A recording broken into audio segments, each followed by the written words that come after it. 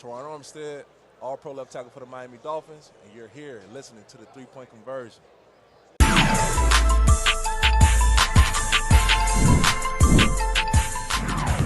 What up, what up, what up? It's your man, Mr. Controversy. Did you miss me? We're back live, Radio Row, Super Bowl 58, Las Vegas. You know, I'm rocking with my boy Mace all the way to the right. Let's go, man. Let's go. We got a special guest, offensive lineman. The anchor. Miami Dolphins. The anchor. Terron Armstead. How's it going, sir? Good. How you guys doing? Good, man. First off, I'm going to start with it, bro. How was Hard Knock? How was that? Man, when they introduced the idea of Hard Knocks that they were coming, I was pissed. I ain't gonna lie to you, I was mad. I hated the idea. I'm more of an old school player, so I'm just, especially as an old lineman, I'm always just head down as work, head down Right, work, head down right. work. But I would say, and kudos to those guys in that production team. They did an amazing job of being there but not being there. Okay. You know, they made it seamless as possible. They wasn't overwhelming at all. Those guys, they created a great product with very minimal interruption.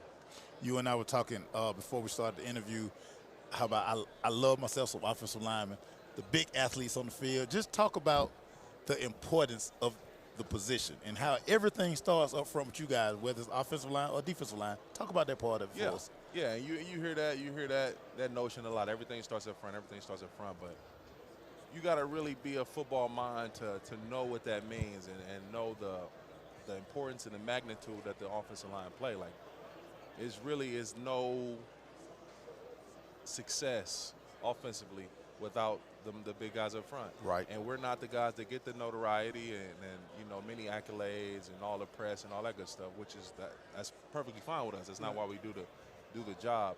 But you've seen time and time again when there's no protection up front, there's no lanes to be up front. It's all bad. First thing people call out is line, O-line suck, O-line trash. You know what I mean? But when things are working well, they don't say anything. And scoring points is not, offensive line is great. It's just that's just the life that we live. Right. You know what I mean? We understand that, and like I say, we head down and work. So, you know, you talk about offensive linemen, and like I said, we both football heads. We watch everything. When you're protecting the pocket quarterback, you know you're good. You know where he is. But when you have that quarterback that takes off running, and then you don't know, and then they call a hold because he's. How hard is that? Like, do you have to have timing? Is it something that you have this connection with the quarterback, or what is it? Yeah, that's tough. It's tough, and it's situational too. For me, I've had Drew Brees, and now I got Tua. Right. So I got two very accurate, precise quarterbacks, great pocket presence, pocket awareness. They're not doing too much moving of the other pocket. But I've had times with Taysom Hill and even Teddy Bridgewater too. He would run some too. But with Taysom, it's kind of, you know what I mean, it's a different spot. A lot of times we talk about in pass pro, we want to get to the spot. And that spot can change depending on what the quarterback is doing. And a lot of times he's on his own. Yep. He's on his own. So if we get to moving, running outside the pocket, like we can't play for that. You know what I mean? Right. We trying to stop this guy from getting to where he's supposed to be. So if we start improvising, it's kind of a situation where, you know, if we see him, we let go, or things like that. Right. I got to ask you about your coach, and this is fashion. Oh yeah, of course. Swag. Do you guys sometimes just like, all right, coach, you're doing a little too much, coach. Come on, coach. All right, calm down, coach. At least pull your pants down, coach. And so with Mike's, most of the time, I give him his props. Most of the time, he put it on. He put that drip on. But sometimes, nah, I don't agree with it.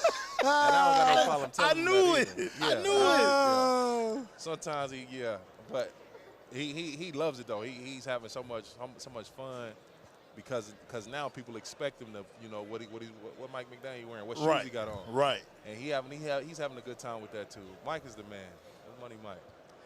Is there anybody in the league today that it's like, all right, let me make sure I get my rest. I got to get my sleep because it's about to be a battle. Yeah, man, you see that every week. Especially been in the league as long as I have. I've seen all the monsters, man. I've played them. But every week, and just the evolution of defensive linemen now, these guys are 6'6", 280 with six packs. They running 4.4. They jumping out the gym. You know what I mean? So it's just these athletes now up front, man. It's crazy. So every week you got a monster. I need you to help me with this real quick too. You got Tua. Did y'all give him a hard time about them braids?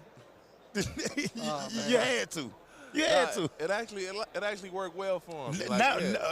Now, but initially. First time we seen that probably was a little. we were like that. I know I was. I was like, no. Yeah. But he right. I ain't gonna lie. He right. It got better. It grew on us. It grew on us. It grew on us. It fits him for sure. All right, man. We got to let Terron go. But, hey, man, we appreciate you coming on. No and, doubt about it. Hey, the big athletes, baby. The big athletes. The best athletes. For sure. We out.